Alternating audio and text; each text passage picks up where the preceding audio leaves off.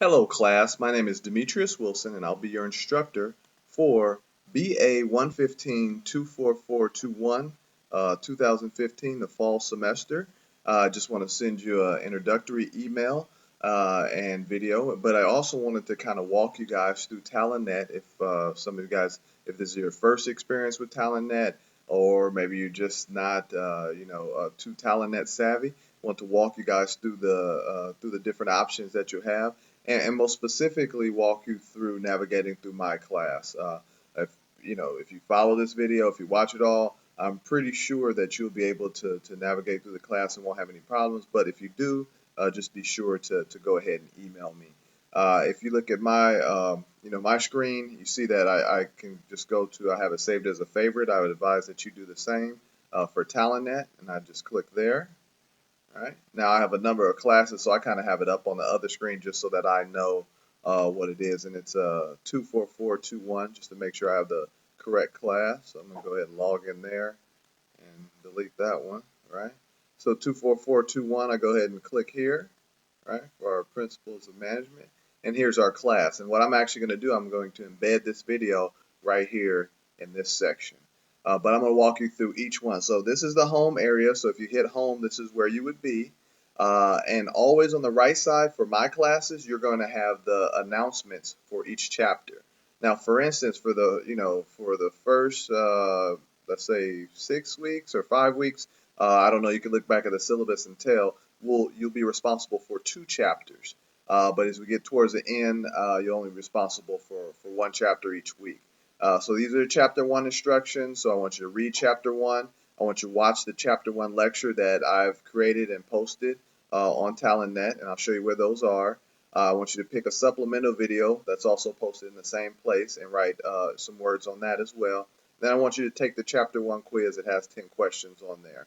Now, although you will have the entire week to get these done, I don't have it split up like, oh, chapter one's due Wednesday and chapter two is due at the end of the week. Now, I did that before, a little bit of trial and error. I think it's a little better for the students where they'll be able to take either quiz and complete all the assignments all the way up until the end of the week. So that's the instructions for chapter one. The instructions for chapter two are the same. You just read the chapter, you watch the lecture, write up about that. You pick one that you watch the supplemental videos, you watch all of them, but then you only do a write up about one of them. And it gives you the instructions on how to where to put it and everything about your Dropbox. But I'll actually show you how to use the Dropbox a little bit later.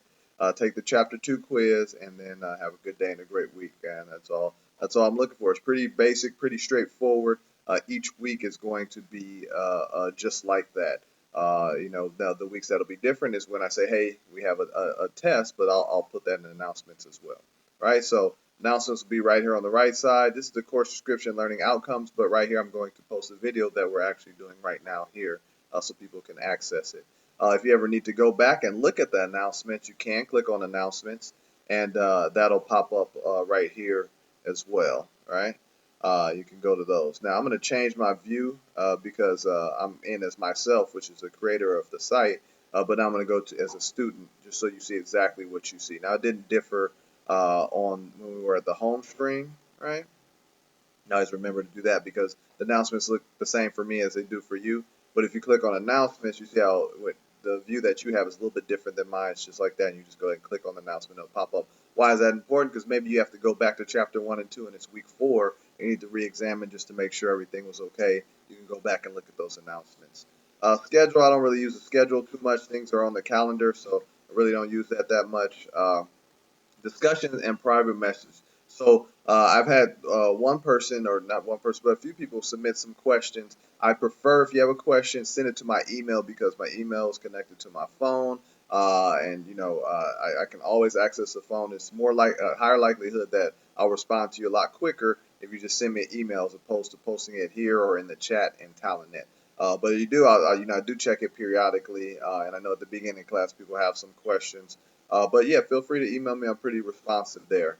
The chat room is right here. If you were to put something in the chat room, whether it be to me or to one of the students, it's right there, and it pops up. So if you're on your home screen, right, uh, recent chat messages would go right there. But see, there are none, so it doesn't pop up at the moment. Your syllabus is right here. You just click there. Here's your syllabus. Pretty straightforward. Instructor, phone number. Like I said, I would send an email because that's not like my direct number. That's a number for the campus for leave the messages. Ticket number is just a course number. It's an online class. Hopefully everybody is aware that it was an online class. That's my email address right there. Use it as much as you need to. Course description, student learning outcomes. You're responsible for reading these and going over all of these. Required text is there, but I'm going to include in the email that I send you an electronic version of the textbook. So if you can use that electronic version, you don't necessarily need to go out and purchase a hard copy, right? So the students typically like that. And the link that I send you is actually a link that has a electronic version to all the Flat World textbooks, so you can use those as opposed to purchasing them. Here's a class schedule. So for instance, I said chapter 1 and 2 in week 1. In week 2, chapter 3 and 4. Week 3 is 5 and 6, right? And you see a test is in between there on week 3, but it is chapters 5 and 6. And then but I'll list out what chapters the test will be on, right? So you just follow that schedule. Here's the evaluation, shows the points, pretty standard schedule. If you're between 90 and 100, you're going to get an A. 80 to 89, you're going to get a B. If you're right on borderline and it's a benefit of the doubt, you probably should, ask about some extra credit. I'm always open to that, if you're borderline. So be sure to read through the syllabus, pretty clear. Now the modules, this is where you want to go when you watch your video. So you're here. So this is module 1. So I lecture part 1 and part 2. You just click here, right? And then your video is going to pop up, right? So that's going to be me. You just click on that. That's me actually going through the PowerPoints on the actual chapter. We just go back here, and that right there. That's the refresh button. Right, it takes you back. Right. And so you watch the 2 lectures, and then you watch the 3 supplemental videos as well. So if you click there, supplemental videos are right here as well. You just click right there, and you'll see that video is no longer there. Let's should go in and remove that video. Let's see, managerial roles. That one's there. So sometimes some of the videos that I've attached from from YouTube or whatever, they get disabled. So down. So you see right here we have it pops up. Henry Mitzberg's managerial roles.